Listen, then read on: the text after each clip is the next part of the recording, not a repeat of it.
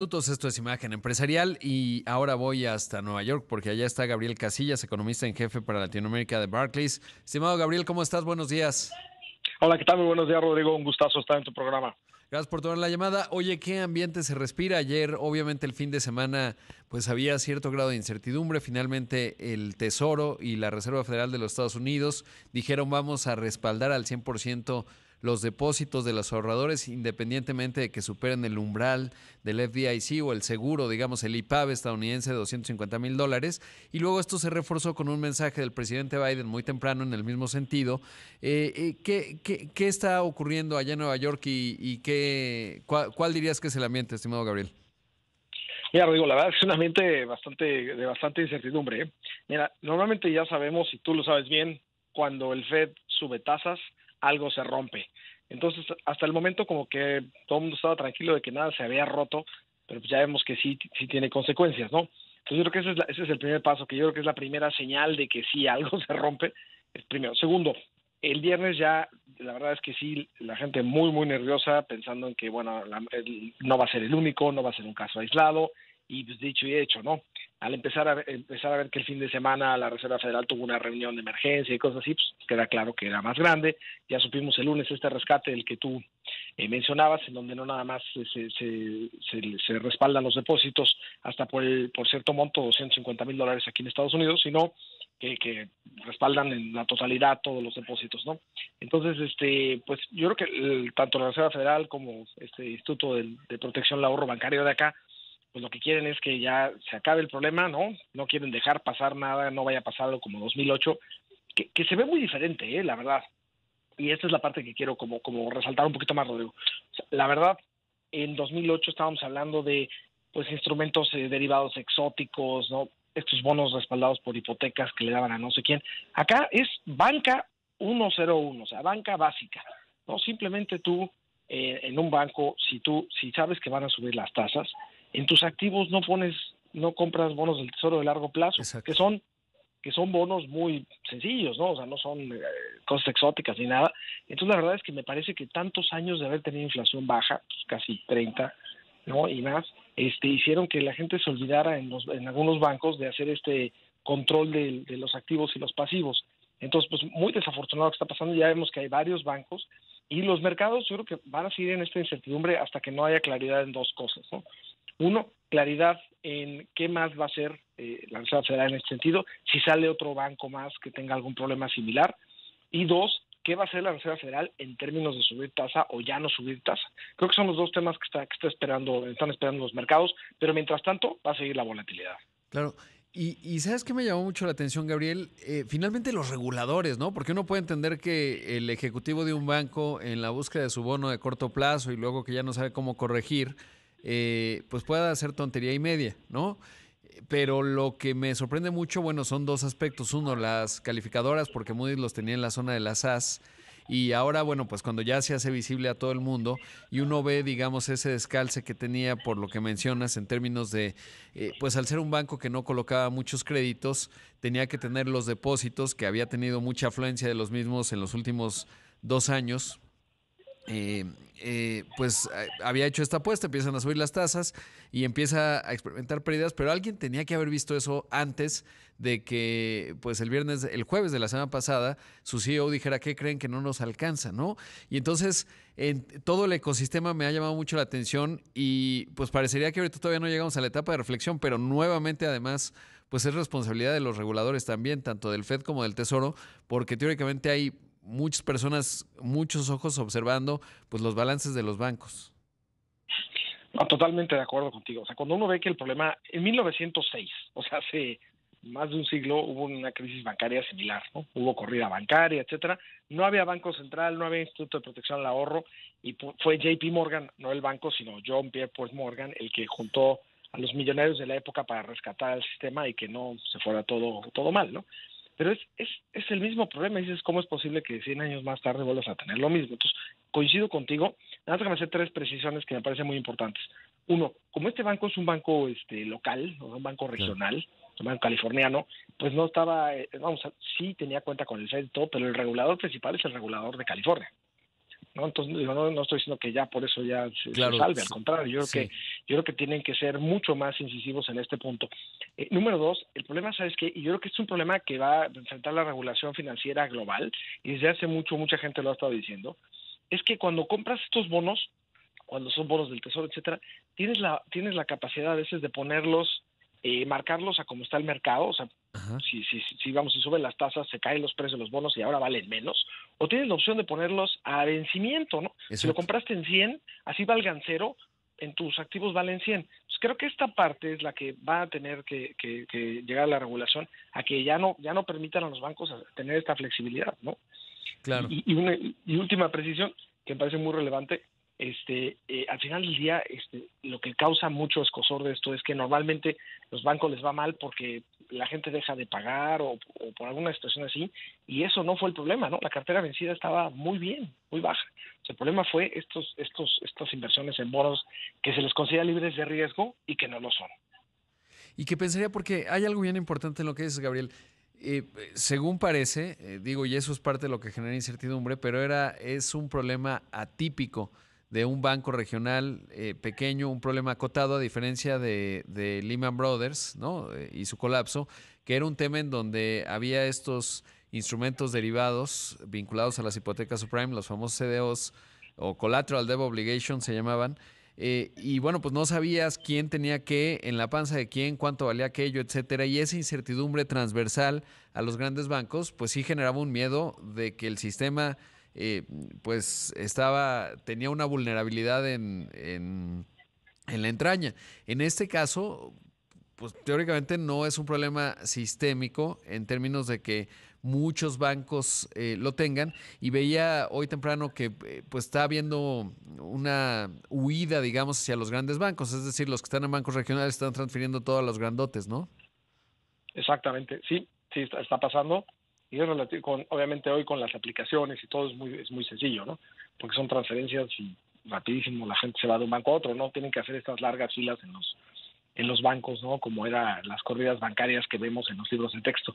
Entonces, hoy es muy rápido, ¿no? El contagio es rapidísimo y, como tú dices, no es un contagio del lado de que quién tiene qué de estos activos, es un contagio de confianza, ¿no? Exacto. Entonces, yo creo que el siguiente paso, la Reserva Federal yo creo que quiso aplacar esto muy rápido, junto con todas las entidades, para poder seguir con su ataque a la inflación, pero probablemente lo que termine pasando es que el Fed ya no pueda subir tasas tan rápido o tenga que pausar o se tenga que ir mucho más gradual. O sea, lo que pasó es, si se arreglara esto hoy, aún así las cosas cambian, porque Claro. muchos de estos bancos le dan crédito a empresas, a las pymes de Estados Unidos, que son las que más generan empleo. Entonces, probablemente esas condiciones de crédito se restrinjan, ya no haya crédito para estas pymes de manera tan fácil, y entonces esto implique una restricción monetaria mucho más fuerte y la economía se empiece a desacelerar por este lado, ¿no? Entonces, las cosas sí cambiaron con esto, ¿no? Claro. Esta crisis de confianza es importante que rápidamente se resuelva y que vengan después con la solución de largo plazo, ¿no? Gabriel, debo hacer un corte, pero pediría la bondad de tu tiempo porque te quiero preguntar, bien decías algo clave, ¿no? Es cuando las tasas suben, algo se rompe, pero ¿qué se puede romper si las tasas no suben? Y estamos a la espera del dato de la inflación en Estados Unidos, que también es un factor que hay que considerar, ¿no? Porque se pueden acumular todavía más los desequilibrios, y entonces saber cuál es tu opinión con respecto a ello, porque pues en economía no hay, digamos, un escenario perfecto, y más bien hay que ver en dónde se rompe menos. Pero si quieres, vamos al corte y regresando, te pediría tu reflexión a propósito de ello. Esta mañana estoy hablando con Gabriel Casillas, el economista en jefe para Latinoamérica de Barclays. Esta mañana está con nosotros Gabriel Casillas, economista en jefe para Latinoamérica de Barclays.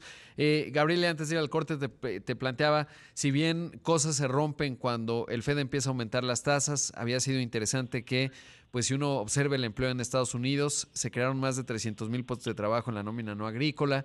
En febrero, 500,000, poco más de 500,000, luego se ajustó poquito, pero arribita de los 500,000 en enero. Entonces se veía una economía estadounidense resiliente, pero pues tronó por el lado de un banco. Esto genera incertidumbre, sobre todo en el ecosistema de los fondos de capital de riesgo, las startups o los emprendimientos, que ahora pues van a tener, casi lo puedo asegurar, una sequía de financiamiento. No va a estar sencilla, y las que no tengan un modelo de negocio pues van a enfrentar pues van a tener que tronar básicamente, ¿no? Porque hubo un momento en donde se levantaba capital o levantaban capital en el afán de ganar participación de mercado, aunque no estuviera la rentabilidad ahí, y yo creo que ese mundo simplemente se acabó ya desde hace algunos meses y ahora más. Pero ¿qué se puede romper si el Fed hace una pausa vinculado a este nivel de incertidumbre para evitar que la economía vaya a entrar en una recesión muy aguda?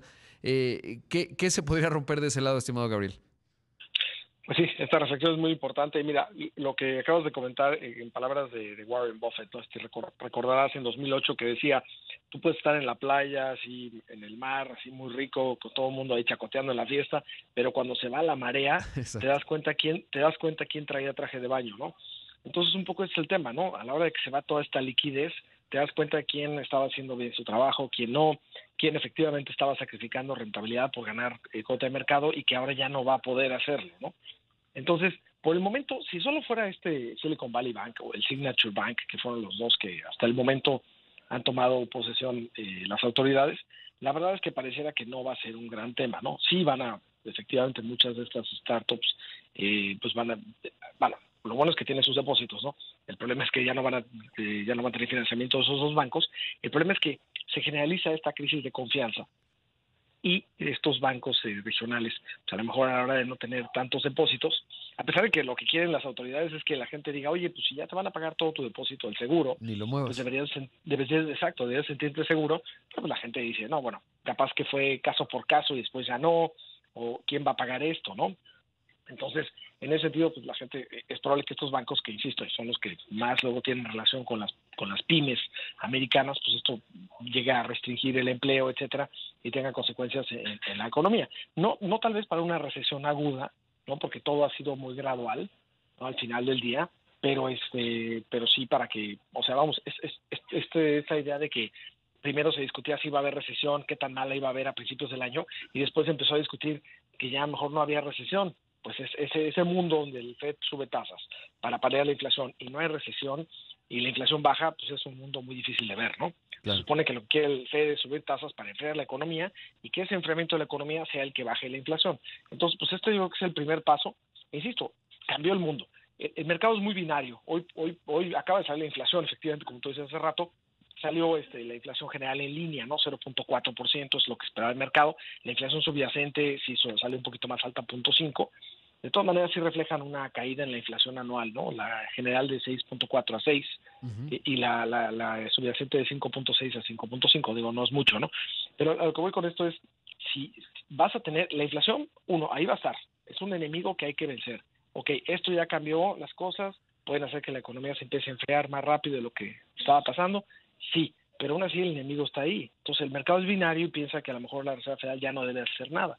Y quién sabe, a lo mejor lo que hacen es una pausa, ¿no? La junta de la semana que entra probablemente hagan una pausa y entonces a lo mejor regresan a subir un poquito más las tasas porque falta un poco más que se enfríe la economía, ¿no? Pero yo creo que esa sería la reflexión. Y este es un tema, pues como tú bien decías hace rato, es un tema de regulación, de que se den cuenta los reguladores que no se está haciendo bien este manejo de activos y pasivos, ¿no?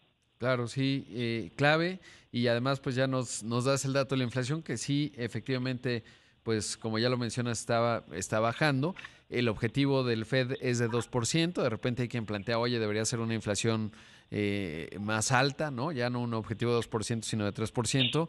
Justo le preguntaba a Jonathan Heath la semana pasada o antepasada, y me decía, pues, sí, el problema es que pues qué te garantiza que no se va a ir ajustando conforme vaya habiendo necesidades, ¿no? Y entonces, bueno, pues eso sí, por supuesto, la credibilidad es fundamental, porque pienso que el factor más delicado o más sistémico es el miedo, y el miedo es irracional, y entonces, pues lo que tratan los reguladores es justamente contener esta parte irracional a través de medidas, pero pues ya nos vas contando tú desde Nueva York que sí, pero pues sigue habiendo mucho nerviosismo, no es tan sencillo una vez que el miedo está allá afuera. Exactamente. Y van a esperar un poco, te digo, a que salga algún otro banco, a ver qué se hace con estos bancos regionales que aparentemente están muy bien, pero que los precios de las acciones han caído mucho. Entonces, pues van a tener que mostrar sus números, van a tener que haber mucha transparencia y decir, Y entonces conforme la gente vea que los demás bancos regionales no tienen el mismo problema, pues se van a ir calmando las aguas, ¿no? Y mientras tanto, pues el Fed probablemente, insisto, la semana que entra tenga que pausar en este sentido, ¿no? Claro. Y la otra es que, según entiendo, pero bueno, pues es un tema ya un poco más técnico, en términos de que el Fed te da las garantías, o sea, esto que mencionabas, ¿no? Tú tenías documentos a largo plazo que, digamos, en su maduración valen $100 y ahorita a valor de mercado estarán, vamos a pensar, en $80. El Fed te puede decir, bueno, yo te los garantizo a 100. Finalmente el activo está ahí y con ello no hubiera pasado lo del Silicon Valley Bank, ¿no? Y me parece que están haciendo una medida en ese sentido para evitar justamente que los que quedan cortos, pues por un tema, digamos, coyuntural, no es que no tienen el dinero, el problema es que lo tienen, pero a la maduración, ¿no? Exactamente.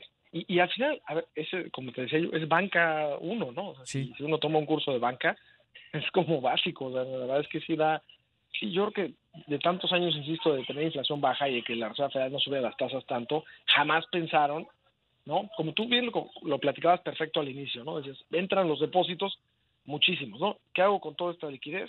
La tengo que poner a un lado y pues, no, mi cartera está bien, estoy prestando bien, a lo mejor no quiero prestar más así, bueno, pues lo pongo en estos bonos del Tesoro que son libres de riesgo, entre comillas, pero los hubieras puesto en bonos del Tesoro de corto plazo, no de largo Claro. plazo, que tienen estos problemas. Y yo creo que a la hora de ver las tasas, como el mercado ya había reaccionado al principio a la posibilidad de que el Fed subiera tasas, ya estaban en una tasa alta. Se les ha de haber hecho sencillo, pero yo creo que también la otra, y los que estamos en mercados emergentes sabemos que hay que tener cuidado con Exacto. todo, y acá yo creo que están más tranquilos. Yo creo que la Reserva Federal en esas ventanillas sí va a ayudar a estos bancos también, y sobre todo que está tratando de hacerlo sin ayudar a los dueños o a los que mal administraron, ¿no? Claro. Sino que realmente se ayude al banco y se ayude a los depositantes. Yo creo que lo están haciendo bien, que ha sido yo que fantástico, ha sido, insisto, decisivo, oportuno. El tema es que no salgan más como y la otra, llegar con la solución de largo plazo, porque si no, imagínate un banco que sabe que no importa si quiebra el banco, los depositantes les vas a pagar y todo, pues a lo mejor tienes incentivos ahí perversos a que no toda la gente es buena, ¿no? Afortunadamente la mayoría sí, yo creo, pero hay gente que sí puede tener incentivos perversos a no hacer las cosas bien, ¿no? Claro, y el riesgo moral, ¿no? Porque además, pues, si Exacto. sabes que tienes un colchonzote, pues haces piruetas más arriesgadas y en ese contexto pones tu dinero en lugares más arriesgados. Porque parte de lo que mencionas en términos de la baja de las tasas cero, pues hizo que mercados como el cripto, etcétera, cosas más especulativas, pues recibieran muchos recursos en la búsqueda de rendimientos, pero con riesgos más altos, que de repente se perdió de vista eso y creo que también es un aspecto de este rompecabezas. Gabriel, te mando un gran abrazo, muchas gracias por la entrevista, como siempre. Al contrario, muchas gracias a ti, un gusto estar en tu programa y saludos a todo el auditorio. Fuerte abrazo. Ahí escuchamos a Gabriel Casillas, el economista en jefe para Latinoamérica de Barclays.